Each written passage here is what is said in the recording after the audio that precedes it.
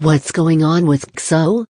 Posted on September 22, 2016. Pipe leave a comment. COPWATCH veteran deputies were fired this week from the Charlotte County Sheriff's Office, and Sheriff PRUMMELL commented at his press conference that they should have known better in light of their many years on the force. I was talking about the cases today with an associate, and I was reminded that there was also a case not long ago that involved stalking-related allegations. Eric Ireland. Former CSO Deputy Eric Ireland. Just a year ago, CSO Deputy Eric Ireland was fired after his arrest for official misconduct and perjury.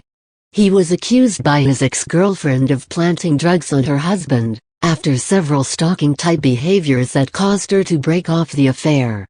The story is really crazy. It's worth clicking through for the backstory. I checked the system, and it appears that Mr. Ireland accepted a plea deal to misdemeanor perjury charge and avoided a felony conviction. One of the allegations against Anthony Nardi involved potential stalking of an off-and-on girlfriend, using the David Florida driver database to look into men she may have been seeing. They have GPS tracking his whereabouts, and the ex ultimately filed a trespass warning to keep him away from her house. That constitutes a second creepy, stalker-like episode with another CSO deputy. Sheriff PRUMMELL decried the rash of stupid at the force, but when it's multiple deputies doing similar things over a period of time, there is concern that it's not a rash, but a pattern. I commend Sheriff PRUMMELL for acting decisively and terminating each of these troublemakers. The best way to discourage improper behavior is to show, in no uncertain terms, what standards deputies are expected to meet, and that there is no tolerance for lawbreakers.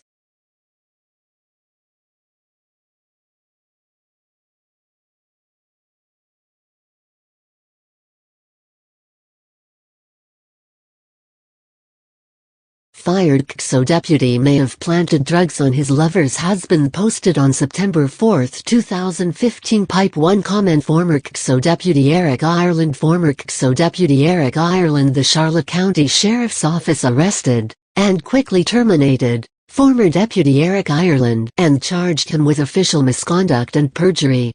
The police reports have been released, and the allegations are even crazier than the charges indicated. According to reports, a man who turned out to be the husband of the woman Eric Ireland was having an affair with was arrested for drug possession in Fort Myers on August 13.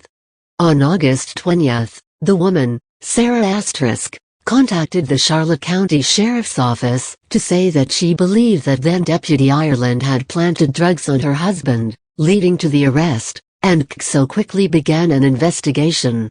When they contacted detectives in Fort Myers, red flags went up pretty quickly.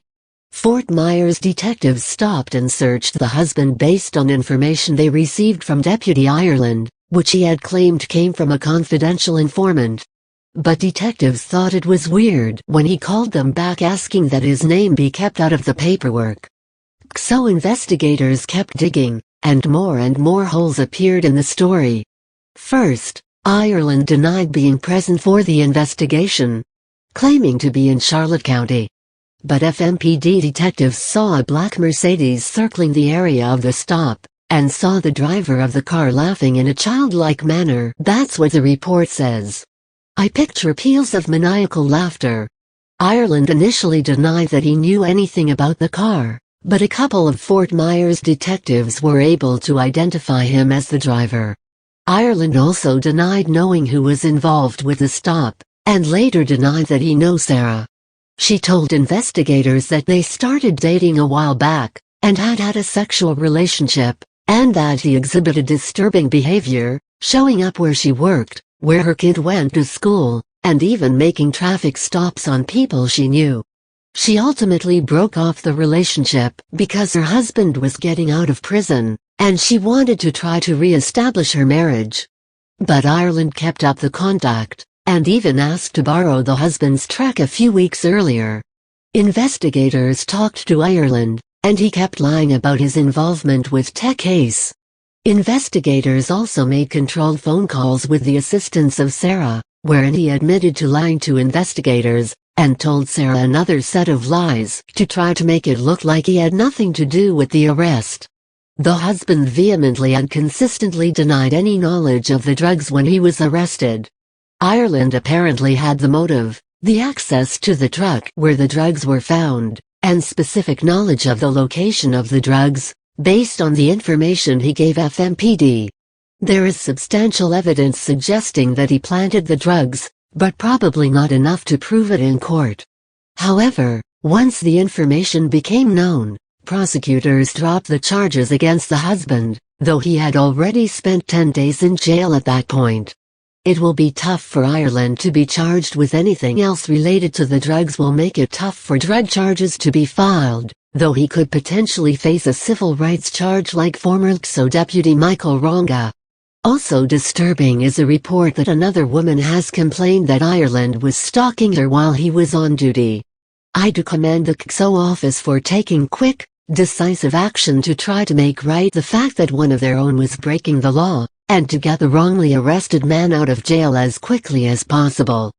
Public trust in law enforcement is at an historical low, and high-profile local cases, such as the FMPD police chief's dishonesty and the Ronga case, further decay our trust in law enforcement.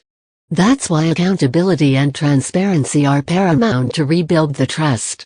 *, we decided not to publish her, or her husband's, last name,